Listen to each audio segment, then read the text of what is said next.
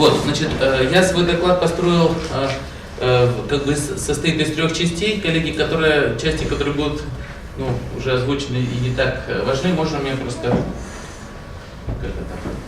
ударять под коленку и говорить в этом смысле останавливайся. Но я подумал, что так будет осмысленно. Значит, части так выглядят. То есть, как бы, вначале мы поговорим про вопросы, связанные с содержанием образования для устойчивого развития.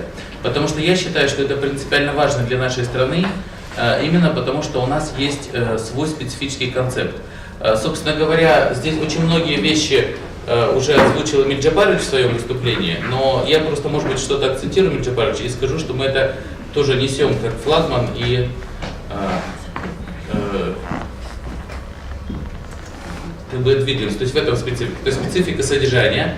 Второе, это я хочу сказать о том, как мы работаем вот на уровне школ. То есть это, в принципе, у нас похожие все вещи. То есть тут просто более или менее сдвижки в сторону там семинаров или еще чего-то. Но дело в том, что в этом году, и в этом вы услышали и в докладе Ларисы Юрьевны, и в Калиманыче, как бы у нас изменился вообще вся структура, значит, странового, скажем так, политической воли в отношении устойчивого развития, да, то есть у нас образовалась программа. Вот, я на этом не буду останавливаться, на этом остановилась Лариса Юрьевна, но для меня важно, что мы начали работать с куррикулумом, и я какие-то части, которые, я прошу прощения, что мы будем пересекаться, да, но покажу, где мы входим, может быть, более содержательно именно в рамках куррикулума. Третье уравнение будет связано с образованием для устойчивого развития в рамках вузовского компонента. К сожалению, мой коллега из Арабаева ушел, но душой он с нами, как я понял, вот, и вообще с нами все душой. Вот, то есть покажем, как мы работаем с стандартом ВПО. И четвертый компонент, я просто в целом скажу о том, что еще можно делать не с точки зрения именно содержания образования, а с точки зрения школьной среды. Да, Джилдас, я думаю, что это будет потом полезно и в том числе отразить в отчете, почему я такую построил презентацию. Но, коллеги, это в том числе и для обсуждения по презентации. Ну, значит, двигаемся дальше. Значит, во-первых, я хочу сказать о том, что для Кыргызстана и для наших, в том числе всех учебных пособий и, скажем так, для экологического движения, для экспертного сообщества очень важно, что старейшие, скажем так, организации, да, то есть как бы и наш корифей, то есть я имею в виду вот Алине, да, то есть как бы и другие выросшие из этого корня как бы организации разделяют вот эту концепцию теории биотической регуляции, да, то есть как бы, о которой Эмиль Джапарович так или иначе говорил. Ну вот она схематически выглядит так, то есть мы пытаемся это все время продвигать в виде в том числе слов, но и вот картинок, да, то есть картинки иногда тоже Эмиль Джапарович запоминается, да, то есть несмотря на как бы вашу критику визуального элемента, но тем не менее я думаю, что важно показывать и говорить о том, что все-таки экосистема является фундаментом, то есть не социум, не общественные отношения, не экономика, не политические как бы все вот эти настройки не будут существовать, если не будет естественных экосистем. И мы попытались это показать вот на этом примере, что естественные экосистемы фундамент, над ними вот эта тонкая прослойка, видите, золотисто-зеленая, это искусственные экосистемы, вот, и, соответственно, над ними настраивается разноцветная, красивая и сильно развитая культура, про то, что нам говорил Эмиль Джапарович, и монохроматическая призрачная экономика. Про призрачность экономики нам говорил еще,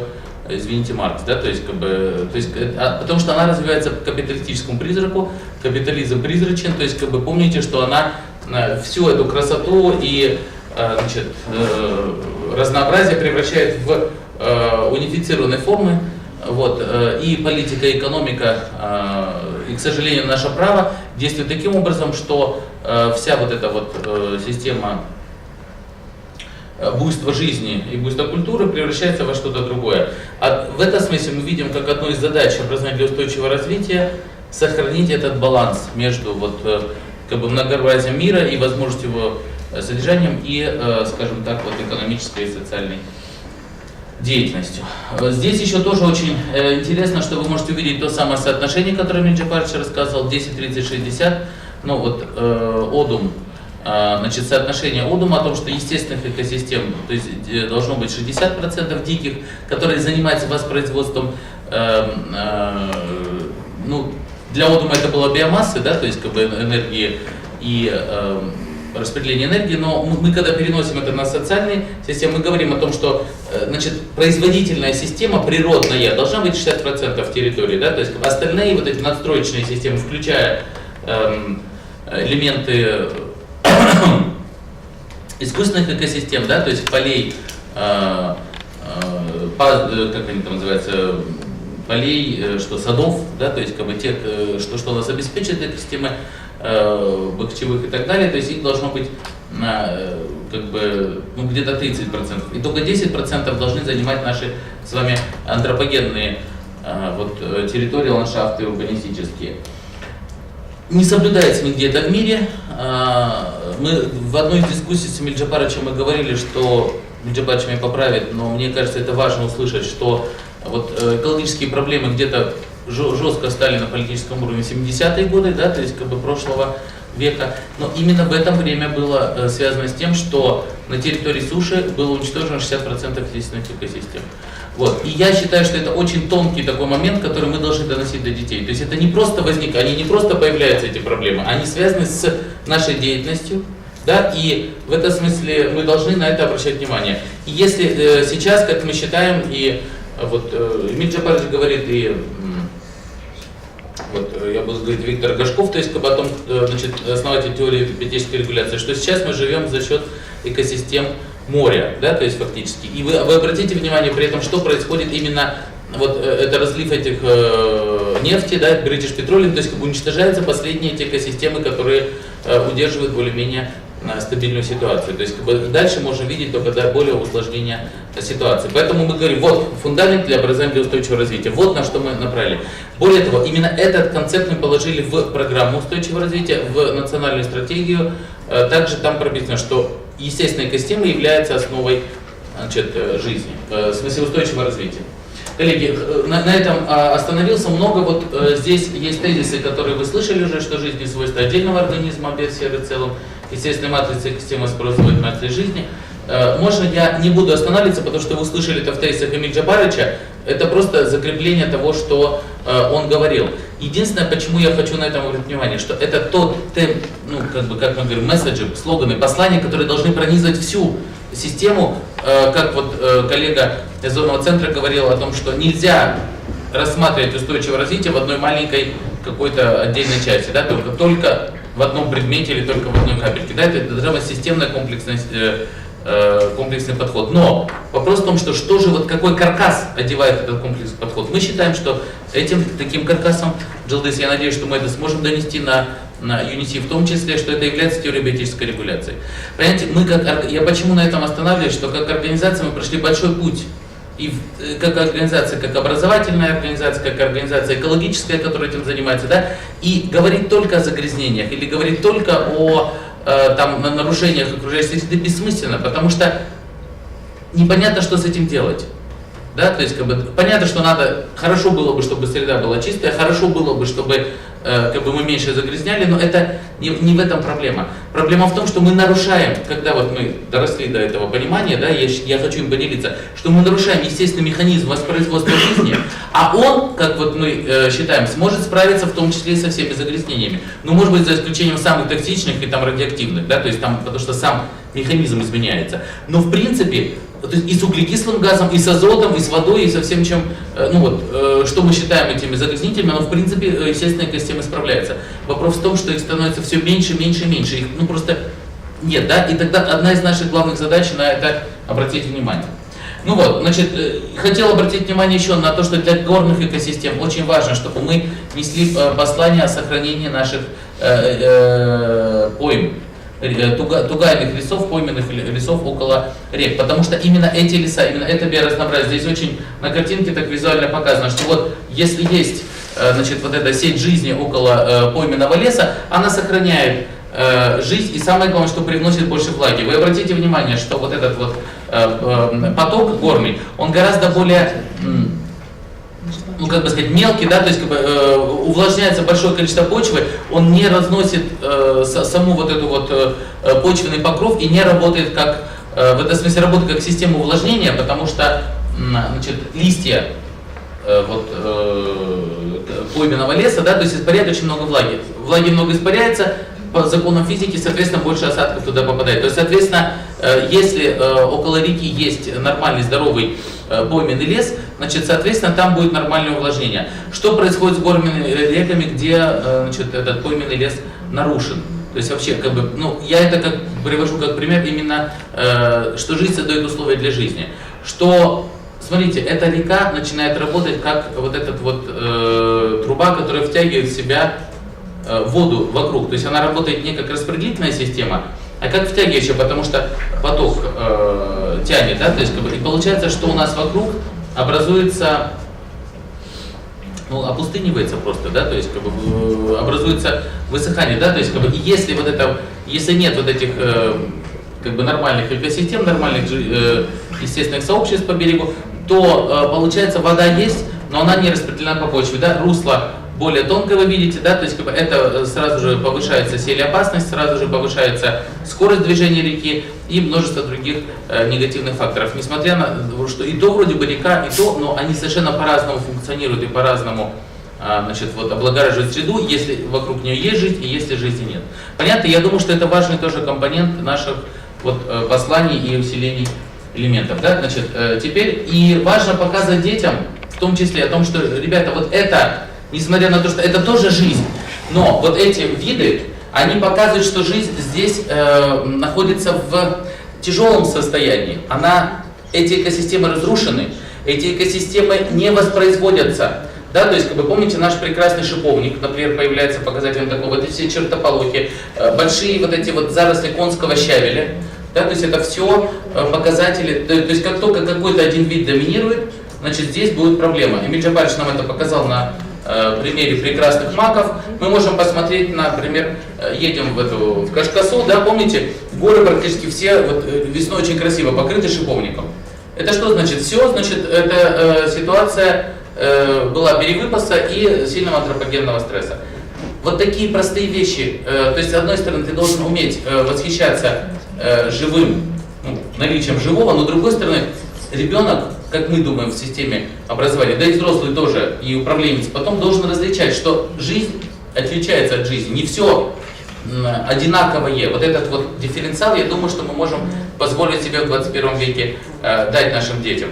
И смотрите, то есть есть даже такой тезис у наших коллег-экологов из международной лесной коалиции, они по-английски произнесут, они говорят, forest is not plantation. Да? Лес это не плантация. Да? То есть как бы, в этом смысле, когда мы говорим, что мы посадим что-то, но уничтожим лес, проблема в том, что он так работать не будет. И вот здесь точно так же. Легче сохранить эту пойменную лес, чем потом его каким-то образом восстанавливать. Очень сложно. Вот эти все системы восстановления на сегодняшний момент пока вообще как бы очень мало отработаны. Поэтому мы хотим, чтобы этот дифференциал детям был показан. И, конечно, с упором на местные виды, чтобы вы должны обучать их, что именно такие виды у нас живут, именно такие растения здесь работают, именно такие животные и так далее, и так далее. Вот эта картинка мне все время спрашивают, а неужели у нас есть эта культура? Ну, понятно, что ее никто не видел, Эмиль Джабарович, да, то есть как бы, и неужели такие прелестные, неужели горностай? Да, оказывается, все думают, что горностай живет только там где-то, где живут короли, из них, значит, делают мантии. Оказывается, у нас тоже этот вид, вот в частности, вот, как бы в пойменных зарослях тоже может встречаться. Вопрос другой, что он практически не встречается в силу того, что мы перегрузили все, то есть самих мест обитания уже не осталось. Понимаете, да? Хотя это удивительно, да, что в нашей стране живут такие прекрасные виды. Когда рассказываешь о том, что у нас есть райские птицы, о том, что у нас есть совершенно эти замечательные какие-то бабочки, там, и уж совершенно необыкновенные травы и так далее, то это, конечно, поражает. Я думаю, что это важный для нас тоже аттрактивный момент вот, образования для устойчивого развития. Значит, ну, про это мы уже говорили, что жизнь создает условия для жизни. Единственное, что, коллеги, вот здесь внизу написан сайт по теории биотической регуляции. По презентацию оставьте, посмотрите, пожалуйста. Я надеюсь, что это для нас, для всех очень важно. Вот, значит, теперь, что мы говорим вот от той базы фундаментальной, я хочу, чтобы мы перешли к уже конструированию и созданию учебных модулей. Значит, вот мы показываем те содержательные линии. Лариса Юрьевна вам сказала, что сегодня есть группа естественников, которая занимается изменением куррикулума, да, то есть вот это базового стандарта нашего образовательного. И в рамках нее мы говорим, что образование для устойчивого развития представлено в виде ряда содержательных линий. С одной стороны, это мы в каждый курс, вот как бы системно, как вы как бы говорили, вводится, мы пытаемся вводить. Понятно, что это сложно, мы только начали это делать, и надеюсь, что мы вместе это будем усилять друг друга. Я совершенно в восторге был, вот сейчас услышал про этот компонент, связанный с младшей школой, да, то есть как бы я надеюсь, этот ресурс тоже получить и будем как-то его внедрять замечательно совершенно. Вот, но, значит, смотрите, на что мы обращаем внимание. С одной стороны, значит, вот то, что мы с вами показали, это сохранение экосистем. С другой стороны, это безопасность, энергоэффективность и все, что связано, вот, скажем так, со средой и экологическим направлением. Но также мы считаем, что в рамках образования для устойчивого развития должны рассматриваться такие компоненты, как, например, мультикультурализм, толерантность и принятие ценностей других культур. То есть, понимаете, когда мы говорим про устойчивое развитие, оно неразрывно связано не только с экологией, экономикой, но также и с социальными вещами. И вот это для нас важный момент, что гендерный баланс то есть принятие других ценностей и мультикультурализм будет, а также еще один это включение исключенных групп, что сбалансировано с точки зрения значит, мужчин и женщин, сбалансировано с точки зрения этноса, религии, значит, тех вещей, которые связаны с всевозможными инклюзиями, да, то есть как бы, это может быть и инклюзия, и исключенность, да, то есть как бы, что это могут быть и молодые люди, где-то это наоборот старики, где-то это люди с какими-то специфическими возможностями. Вот, Лариса Юрьевна показала в своей презентации, что и программа, вообще в целом программа страны направлена на разные группы населения, но мы считаем, что образование также должно ориентироваться на вот это вот толерантное и адекватное отношение к значит, различным группам. И очень важно, чтобы мы говорили, что не только папа, как там у нас, мама моет раму, папа читает газету, да, что и папа может помыть, да, и мама может починить станок. Да, то есть вот эти вещи мы считаем, что он тоже элементами равновесия в 20 и 21 веке является.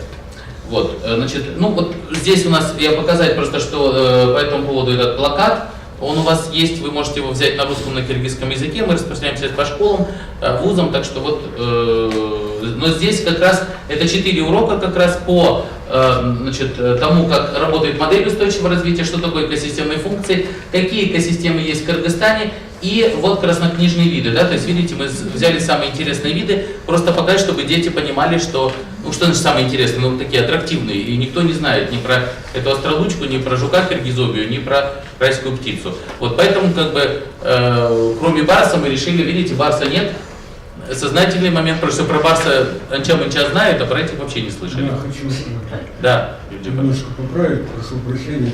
Не райская птица, а райская мухоловка. Мухоловка, извините, да, райская мухоловка. Райские птицы живут в Африке, да, да-да, ну, райская мухоловка, это правильно. Я даже понимаю. Но вопрос в том, что она такая красивая, что даже можно подумать, что мы тоже в раю живем. На Сырчелеке, по крайней мере, точно.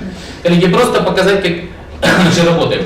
Вот, еще один очень важный момент, который нам надо с вами всем продвигать и двигать, это учить детей жить в обществе рисков. То есть это безопасность жизнедеятельности. То есть мы говорим, что дети должны уметь работать с рисками. Центр риска отложен в будущее. Как с ними работать, как в смысле считать эти неощущаемые риски, мы тоже считаем, что это очень важный компонент содержания образования для устойчивого развития. Вот, значит, последний содержательный точку я покажу, это изменение климата. И я не буду много про это говорить, но важно, чтобы мы уточняли это в разных программах, понимаете, да? И здесь показываем, что можно делать. Опять же, сохранить экосистему, озеленять местными видами, использовать разные методы, значит, компостировать, сохранять энергию и так далее. То есть это все есть как бы подкомпоненты того, что мы называем образованием для устойчивого развития. Вот. Значит, теперь как бы переходным компонентом к тому, что я хочу рассказать дальше, является понятие компетентности. Про это я не буду много останавливаться, Калиман Ильич, я правильно понимаю, что вы уже нам это ввели, да, то есть как бы как это, Лариса Юрьевна, но как бы все равно это ключевой момент, да, то есть который заставляет нас, что все-таки образование для устойчивого развития – это прежде всего деятельностный подход. То есть мы сказали это про содержание, но что-то надо делать, да, то есть как бы, компетентность как раз-таки нас к этому как заставляет, то есть компетентный подход нас в эту сторону настраивает, да. Вот. И в этом смысле мы говорим о том, что как раз включение компетентности по устойчивому развитию на всех уровнях стандартов это очень важно. Теперь как мы это делаем? Ну вот посмотрите, значит, включаем, естественно, научный блок. Лариса Юрьевна, это же тема не было у вас, я так понимаю? Хорошо. Значит, тогда смотрите, то есть мы сейчас работаем с параллелью с 5-9 класс, 10-11 тоже как бы начинаем дальше делать. Значит, то на всех уровнях, значит, естественно, научного блока мы пытаемся включать вот, как бы вопросы устойчивости, вопросы воспроизводства ресурсов, устойчивого потребления, да, вопросы воспроизводства ресурсов и вопросы, связанные с, значит, вот то, что мы говорили, циклами естествознания, естественными циклами сохранения жизни. Единственное, что у нас сейчас идет большая дискуссия, Климан, где, надеюсь, мы ее закончим в университете, значит, с нашей уважаемой Академией образования по поводу того, где бывают интегральные предметы, где нет. Не буду вас погружать, просто сообщу, что вроде бы мы договорились, что, по крайней мере, в 9-м, да, то есть у нас будет устойчивым география Кыргызстана с элементами устойчивого развития. Да? Ну, я сейчас просто почему говорю, что сейчас мы договоримся, 8 или 9, ну, по крайней мере, 9. Я ужасно жду этот предмет, понимаете, да? География Кыргызстана с элементами устойчивого развития, это то, что нам, собственно говоря, куда мы должны все вложиться. Еще один момент хочу показать, что мы пытаемся сделать с младшими классами. Неважно сейчас, будет ли это у нас интегральный предмет или все-таки различия, но мы говорим о том, что детей надо научить жить, помочь им научиться жить в реальном мире. Не в мире, резанном на части, как это делает наука. Наука 17 века режет мир. Мир мифологический, например, вот спросите себя, легче ли было жить, например, в Древней Греции образованному мальчику или девочке, образованному, и, ну, как бы, или все-таки сейчас. И мы можем сказать, что в Греции было легче, с точки зрения, я как, извините, человек, занимающийся мировоззрением, да, то есть могу сказать, там, когда это целостное мировоззрение, оно тебе легче и дается, понимаете, да, то есть как бы, и в этом смысле, когда у тебя мир мифологичен и целостен, с элементами философии, науки пусть там будут, но собранный, гораздо легче, чем мир, нарезанный на вот эти части. И, как бы, хотя телевизор и средства массовой информации, много чего, я уже о когнитивных вещах говорю, режет мир на вот эти вот элементы. Мы говорим, что давайте школа будет все-таки мир собирать. И поэтому мы говорим, что с детства мы идем от мезомира, видите, мезомир, средний мир. То есть, как бы, когда мы не резаную животину показываем, а вот эта собачка, вот эта кошечка, вот это, имеется райская мухоловка, вот это яблоко сиверса, и вот они вокруг тебя находятся, вот в твоем Кыргызстане вот так находятся. Вот это ежик, который бегает около дома, вот это твой дом, вот это так далее, да. Потом следующий цикл мы подходим к макро и микромиру, да, то есть как бы мы уже начинаем рассматривать, то есть смотрите, да, мы говорим про звезды на уровне мезомира, но про звезды как вот то, что он видит, как как точки, да, то есть эти серебристые, как плевочки, которые называл Маяковский, помните, да, то есть как бы жемчужинами. То есть вот как он эти жемчужинки видит, и чтобы он понимал. А уже в более старших классах он понимает, что там идет химический процесс, там перехода тория, гелия и так далее, да, то есть как бы все эти реакции. То есть важно, что сначала видишь мир таков, как он есть, научаешься его понимать, любить, не рубя, не срывая, не фиксируя все это в виде биологических этих систем. Мы вот с Эмиль Джапарычем, и кто тут знал, самое страшное для нас было, да, Эмиль Джапарыч, это как не для экологов, а для биологов. Это что ты должен, для того, чтобы понять, ты должен поймать и убить. Вот это же страшно, понимаете, да, то есть вот как биолог. Поймать, отрезать голову и вытащить этот костный мозг и потом разбираться. Понимаете, да, то есть как бы вот в этом смысле мы говорим, давайте ребенка учить по-другому. То есть вот это тот подход, который мы сейчас закладываем в значит, наш новый стандарт. И я надеюсь, что мы найдем сердечность и понимание и Министерства, и Академии образования, и других экспертных групп, и все-таки вот это получим. Понятно, да? То есть я хочу, чтобы мы на это обратили внимание. Если есть вопросы, более подробно могу рассказать. Хочу показать просто еще один элемент, что мы, смотрите, что вот как делаем. То есть во все вещи, распределяемые элементы. Образование для устойчивого развития не один компонент, да? Соответственно, человек социальный и в биологии, и в химии, и в географии, демографические проблемы тоже несколько. То есть темы мы как бы структурируем в разных предметах. Я думаю, что это очень важно. Понимаете, да? То есть собрали сегодня матрицы. Центральная тема вот это вот безопасность жизнедеятельности, сохранение экосистем, мультикультурализм. То есть они как бы как сказать, растворены в разных предметах, начиная от истории, заканчивая гуманитарными предметами. В том числе, например, география сегодня, у нас как бы слита география экономическая и география физическая, да, мы говорим все-таки физическая география про мир, экономическая все-таки про людей. Давайте про людей говорить больше в обществоведении, географии больше говорить про землю, про мир и так далее. То есть, пытаться как бы вот эти вот вещи каким-то образом нормализовать. Вот я хочу, чтобы вы обратили внимание на вот эти темы. Опасные животные и растения. В Кыргызстане мы хотим, чтобы этому научились. Никто сегодня близко не понимает, какие грибы есть можно, какие нельзя. Все только опытом делается, понимаете, да? То есть, сколько у нас специалистов по грибам? Вот не то, что на пальцах одной руки можно посчитать. И очень сложно сказать, кто как определяет. Точно так же по вообще множеству вещей. Но, вот, по крайней мере, для Кыргызстана вот этот момент очень важный. Момент чрезвычайной ситуации также важен. Помощь при ЧС. Это вот те элементы, которые мы растворяем в разных элементах программы. Вот, теперь посмотрите, точно так же это тоже схема, как мы распределяем в разных предметах вопросы устойчивой энергетики, ресурсопользования и так далее. Я просто показываю разные схемы вот этого интеграции образования для устойчивого развития. Кому интересно, подробнее, Джилдочка, расскажу. То есть, как бы я просто это. Теперь, как бы, что мы делаем, да? То есть, как бы, что вообще можно делать здесь это? Значит, работа на внешкольном уровне, работа со школьным образованием, система повышения квалификации и высшее педагогическое образование. Фактически вы здесь все уже получили, особенно от Калимановича вы послушали про систему повышения квалификации учителей, правильно я понимаю, да? То есть, вот как бы, какова вот. А вот про высшее еще мы мало знаем, поэтому я некоторые слайды буду просто пропускать. Вот. Единственное, что это мы остановились, что у нас проект Шпары мы впервые подписали с министром меморандум, и уже образование на таком уровне двигается. Но я хочу вот этот момент показать, что у нас в рамках программы, про то, что говорила Лариса Юрьевна, уже как бы включено как раз таки вот эти вопросы энергоэффективности и продвижения вопросов устойчивого ресурсопользования. Значит, соответственно, для нас это очень важно как бы двигать.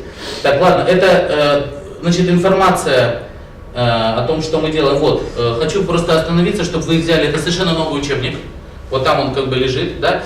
Здесь как раз вы обратите внимание, что называется энергия, но энергия как основа для всего. Здесь есть и глава и про климат, здесь есть глава про как раз таки исторические формы, то есть для уроков истории. Здесь есть глава по значит, нашему, как сохранять тепло, энергию и так далее, то есть как бы очень много. А самое главное, что первая глава для физики, я считаю, что она наиболее современным образом написано о том, что такое энергия и энтропия и так далее, как вообще с этим работать. Потому что все-таки должна быть выстроена вот эта вся линейка для того или иной тематики. И вот этот вот новый как бы учебник нового поколения, да, то есть вы обратите внимание, как он сделан. Вот я хочу, чтобы вот тоже вы все себе поймели, есть у нас он еще на сайте, вот именно как пример образования для устойчивого развития. Вот. И точно так же все школы у нас получают вот такие вестники, где точно так же мы рассказываем про все вопросы, связанные с энергоэффективностью и устойчивым развитием. Вот. Но это как бы как информационные вещи. Давайте я не буду говорить, уже тут много говорили про семинаров, конкурсы, это в презентации мы видим. Я хочу вот остановиться на одном моменте. Это новый компонент, это включение вопросов содержания образования для устойчивого развития в стандарты высшего педагогического образования. Значит, вот я говорю, здесь мой коллега из университета Арабаева был, но он ушел. 3 года назад это для нас было совершенно большой вызов. Я специально сказал, что для нас, с одной стороны, как для экспертного сообщества, с другой стороны, как экологической организации, потому что мы просто вот, как экологи пришли к Арабаеву УМО. Выше УМО только звезды, да, то есть учебно-методическое объединение вузовское решает все, занимается всем содержанием образования, в своей, понятно, области. Вот. Если в школе это у нас все-таки Министерство образования СКАЛа, то в вузах это учебно-методическое объединение, они решают все вопросы, связанные значит, управлением содержанием. И, значит, вот что мы сделали. Мы предложили, понятно, что при, значит, поддержке, значит, фонда Сороса и нашего этого норвежского проекта Шпира, значит, предложили, говорим, давайте мы что-то сделаем с вашими стандартами. Они говорят, давайте. И сейчас мы как раз, смотрите, мы уже переделали стандарты, скажите как словно, бакалавриата с элементами устойчивого развития. И сейчас вот в этом году конкретно занимаемся, ну здесь процесс показан, а вот здесь как это выглядит. Я предлагаю, значит, вот, смотрите, вот это вот как раз таки государственный стандарт уже, он не утвержден, но уже сделан с элементом устойчивого развития. Значит, вот здесь мы сделали, значит, эти стандарты, утвердили их УМО, сейчас я объясню как бы процедуру, и под них уже сделали учебно-методические комплексы с включением элементов устойчивого развития. Много говорить не буду, логику вы понимаете, да, это совершенно новое. Что здесь очень важно, что сейчас эти стандарты лежали в правительстве, сейчас передали Министерство образования. Бог даст, вот через какой-то цикл они будут утверждены, то есть бакалаврские стандарты, я имею в виду не только по педагогике, но и по всем линиям. Понятно, да? То есть как бы, вот этот очень важный компонент. Значит, соответственно, и точно так же мы сейчас работаем с магистерскими стандартами, создаем учебно-методический комплекс. Я думаю, что это нам стоит указать в отчете. И последнее, на что я хочу внимание обратить, я просто покажу картинки, что кроме того, что мы с вами сказали про содержание образования, мы с вами сказали про семинары, повышение квалификации, обучение и так далее, но очень важно еще обратить внимание, и я думаю, что это тоже такой конек именно Кыргызстана, потому что мало я где видел эти подходы, это работа с тем, что надо работать со школьной средой. Ну, вернее, где проект Шпары более-менее сильно работает, там это есть, но это не такой, чтобы как бы естественный момент. Мы к этому пришли, что школьная среда должна быть безопасной. Понимаете, да? Экологичной и безопасной. Соответственно, мы работаем над тем, что вот этот проект я хотел показать, Эльмир, это наш проект с ОБСЕ. Когда-то мы сделали на детский дом, например, мы поставили энергоэффективное оборудование здесь. Вот. Но мы его уже 5-й год поддерживаем. Да, понимаешь, да, то есть я специально показал, что вот у Петрушевского, и он благодарен. Ребята, он реально говорит, я плачу гораздо меньше.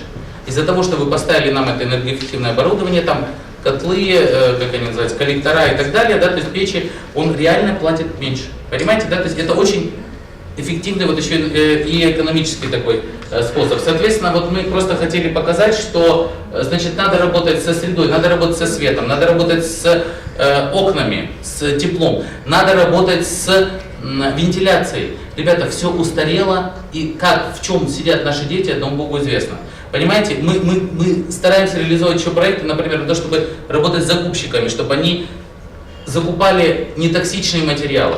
Понимаете, да? То есть, хотя у нас сегодня, вот Эмиль Джапарович уже ткнул не раз, журналист, я тоже прошу прощения, я хочу все-таки в наши госорганы ткнуть, тоже потому что стандарты безопасности упали. Но это не только ГосЛХ, конечно, хотя ГосЛХ тоже промолчал, это и ДГСН, и ГосЛХ, и это как она, инспекция. Минэконом отменяет эти, значит, стандарты безопасности. Потому что якобы мы уходим в ТС. Мы сегодня как раз таки вышли, вот с одной стороны Эмиль Джапарович рассказывал о том, как мы сейчас двигаемся, пытаемся защитить заповедники, с другой стороны надо защищать нормы вот этого обеспечения безопасности. И это тоже образование для устойчивого развития. Мы хотим сказать, что образование не должно останавливаться на школе, оно должно переходить и в вуз. И самое главное, что мы должны работать с взрослым населением. Вот здесь я просто показываю, что мы делали со школами, где мы меняли свет и так далее. Но вот это вот последний пример того, что надо делать. Это работа с информацией и создание выставок. Вот это как бы тоже как пример, когда мы тоже смотрим, что это образование для устойчивого развития, да, когда мы делаем на уровне Айлык-Муту, на уровне сельских общин выставки, продвигая те вопросы, о которых мы говорили, безопасности, энергоэффективности, устойчивости. И это же мы делаем через средства массовой информации. Спасибо за внимание, извините, что тоже занял время, но как бы некоторую структурацию, я думаю, Джилдыс, нам будет удобно дальше по этим же элементам разговаривать. Спасибо большое.